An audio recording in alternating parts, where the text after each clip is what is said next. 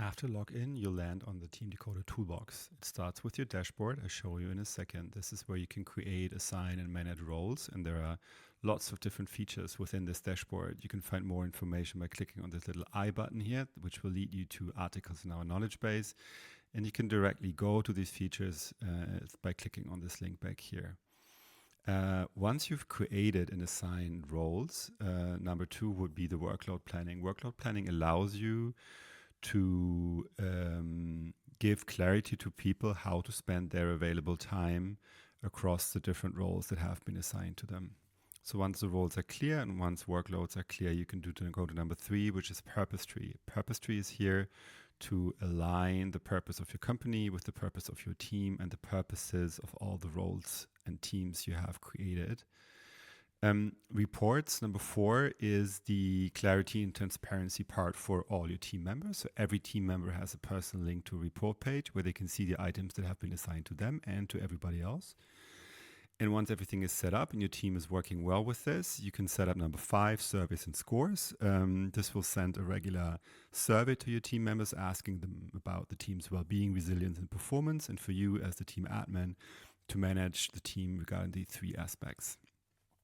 We encourage the teams that work with us to do a regular campfire meeting. Campfire meeting is here to assess the way the team has been working in the last few weeks or days, depending on how often you do this meeting, and adjust the way the team works, but also to look in the future to prepare for whatever's coming next.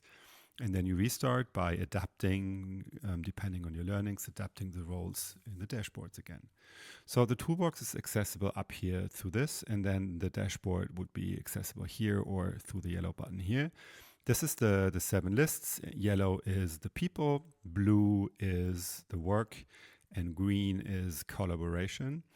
The roles are defined like this. Every role has a name, a purpose, tasks, objectives, a workload, owners, certain domains that are assigned to this role, and you can see in which circles or groups this role is member in. You can click anywhere to get out of these things.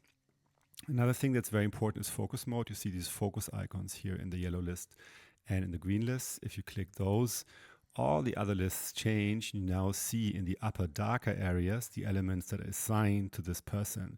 So this is what's assigned to this one.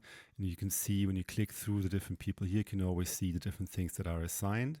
You can assign things by simply dragging and dropping things into the darker area, or dragging and dropping them back, or by clicking the plus or the X icons.